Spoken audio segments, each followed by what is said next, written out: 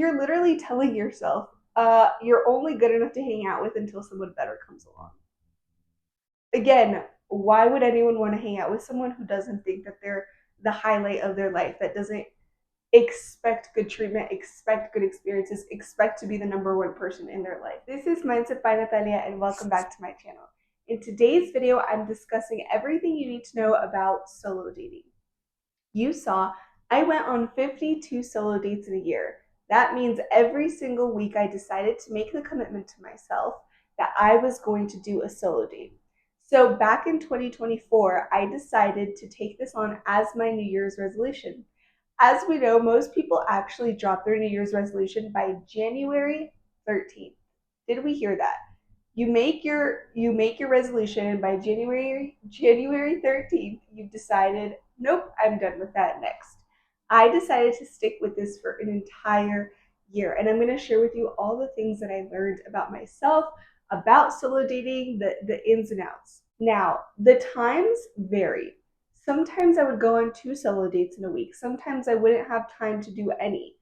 Of course, it varied. Life gets in the way. I had other priorities, but I always came back to the consistency of coming back to doing my solo dates every single week. So that's a big thing I want to talk about, the difference between alone time versus solo time. A solo date and being alone are two very different things. Think about when you think about dating a person and you say, "Oh, I'm going to spend some time alone." That means you're with yourself, you're doing your own thing, your errands, your chores, whatever. If you say, "I'm going on a date," that means you're getting ready. You're finding a fun activity to do. You're maybe going outside, maybe you're staying indoors, but for the most part, you're being active. You're actively putting in effort and energy to be on that date. Solo dating is the exact same. 2023 was the first time that I ever actually did a solo date with myself.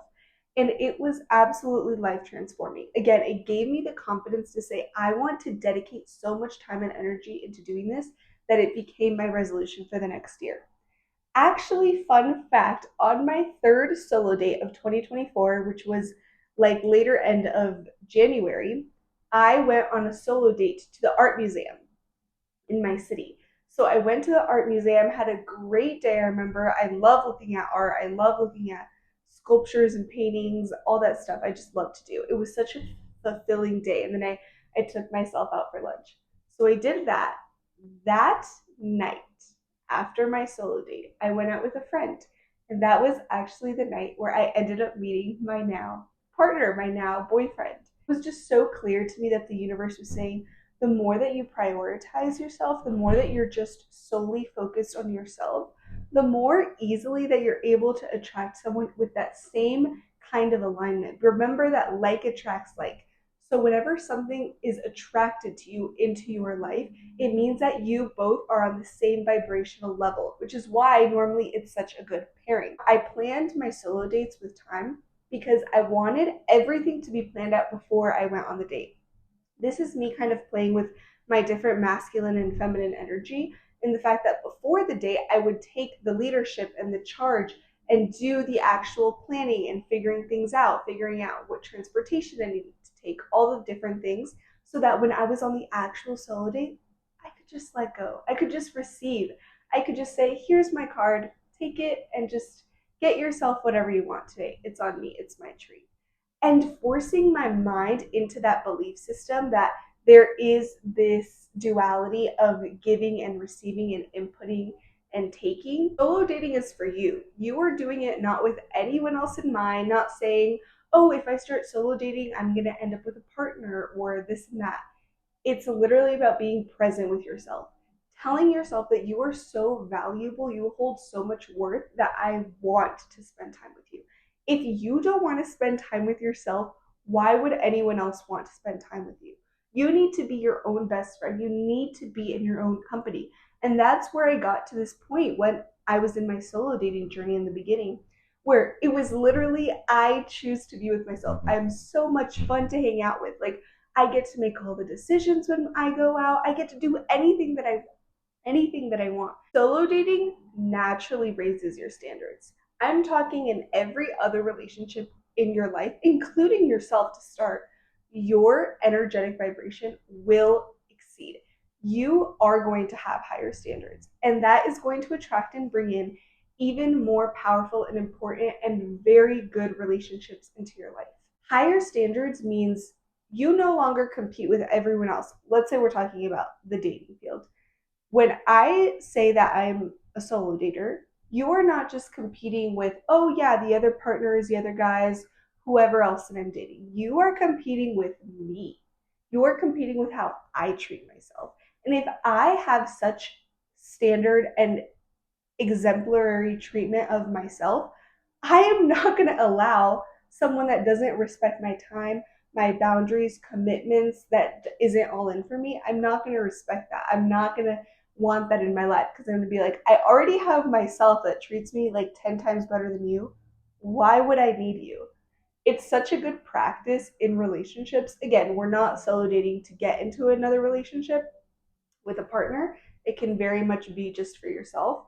But just in general, know that your standards are rising through this. Even with family members, with friends around me, I started noticing like when people aren't on time, that bothers me. I'm always on time for myself. I say a time, I show up, I expect other people to do the same. And naturally, it started kind of weeding people out that just were not going to fit in with this new ideal and new identity of myself. Someone that genuinely takes care of herself, respects her time, respects her boundaries. All the things that I want other people to do, I want other people to respect me.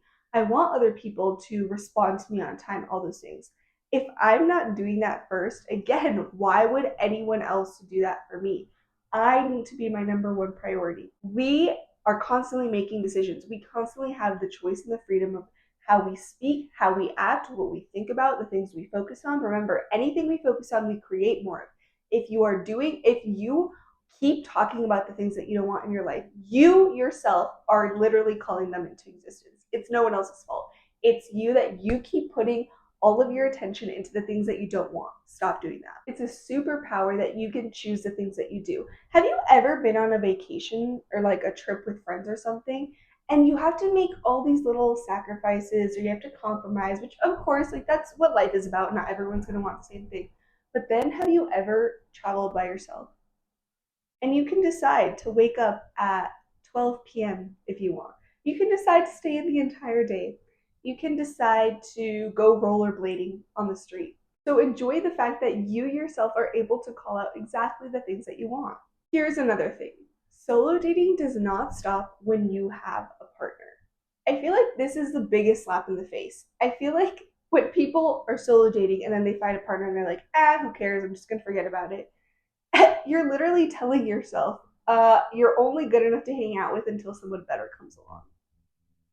Again, why would anyone want to hang out with someone who doesn't think that they're the highlight of their life, that doesn't expect good treatment, expect good experiences, expect to be the number one person in their life? Take my case as an example. Like I said, I met my now boyfriend 3 weeks into January of my New Year's resolution of doing solo dates for 52 weeks. This means that for the duration of how long and how we started dating in the beginning, I was dating him and I was also still dating myself. I was still taking myself out on dates. And I promise you, again, back to the standards thing, when I realize that there's things that I'm doing for myself or things that I really like to do in a relationship, first of all, it gave me the clarity to know what I even wanted. Because oftentimes we're like a dog chasing a car. What are you going to do if you catch up to it? Like you think you have like this ideal picture of what you want. It comes to you and then you don't know how to deal with it. People need to add value to your life if they're in your life, not in a selfish point of view where everyone has to give you something and you never give back. Obviously not. But I'm talking genuinely about people that are in your life need to be bringing some kind of value, especially a relationship, especially a partner, especially your friends and your family and your colleagues. Like these things matter. These are the people you spend the most time with. And you're going to tell me that you're okay with being like, they just have to be like a C- person. No. If you want to better yourself as a person, that person needs to be like trying to be A plus, okay? Solo dating is always coming back to yourself. I always go back to this thought that at the end of the day, you do kind of only have yourself. Like, Who is going to be with you when you die? You. Like, you are the first person you were ever with. You will be the last person you were ever with. There is something to be said about those relationships that are so pure in your life and just carry genuine, unconditional love. It's such a beautiful feeling to feel like you are so loved. And again, if you do not have that unconditional love for yourself, how will anyone ever in your life have that for you? The only way to get what you want is to give what you want. That's why when they say, like, if you want to get money, give money. If you want to get this certain experience, give it to someone else first. I have gone on solo dates alone. I have gone to pretty much any event you can think of alone. I've gone on solo trips. I've traveled to different countries by myself. There is no explanation to the amount of confidence that doing things by yourself and that pull you out of your comfort zone gives you. That's another huge thing. Solo dating is uncomfortable. If you've never exercised that muscle like anything else, when you first go to the gym and start moving those muscles, it hurts. It sucks sometimes. You don't know if you're doing it right. You don't know if people are judging you behind their workouts or whatever they're doing. I promise you the confidence that it gives, the whole aura and the vibration, people start to look at you with awe. They say, how do you do these things? I can't tell you how many of my friends have said that to me. How do you do these trips alone? How do you have the confidence to go out in public and do these things alone? And I'm like, at one point, like, genuinely, if I'm being for real, there was a point where I didn't find myself having too many friends in my life. And when that happened, I was like, I can either sulk about it and stay in and do nothing, or I can truly become my best friend. I've asked myself that question at different points in my life. Who is my best friend right now? And I promise you that when I was solo dating, when I was genuinely giving myself that time, it was without a doubt 100% who was my best friend. It was me. And that's not a figure of speech. It's not like, yeah, yeah, love yourself. We all know that. Like, it was genuine. It was genuinely, I love spending time with myself. I have such a good time. There's no one that knows me like me. There's no one that would take me to places I don't want to go. Everything is my choice. Everything is on my terms. It's such a healing process. Getting out of your comfort zone is the quickest and easiest way to grow. I know that it can be scary, but anything that is scary in this world is worth doing. Anything that was at one point scary, you did it and you overcame it. Think about the first time that you drove a car. Do you think that that was easy? I remember the first time I drove a car, I was freaking out. The first time I went on the highway with my sister, I was like crying and pleading the whole time for this misery to stop. To stop. I was so scared. But then I did it, and then I did it again, and then I did it again. And then it became a muscle that was no longer scary. It took away the power. The more that you do something, the more that you confront your demons, they have nothing on you. They really don't have any power over you. You give away your power. So make sure you're putting your power into the things you want to create more of. With all that being said, thank you for watching today's video. If you have any questions about solo dating, I think I might want to make this a little series. So make sure to leave it down below. Any suggestions or actual solo date ideas, or how I get through a specific awkward situation on a solo date, anything solo date related, just leave it down below. Let me know. I hope this video was helpful, and I will see you next Friday.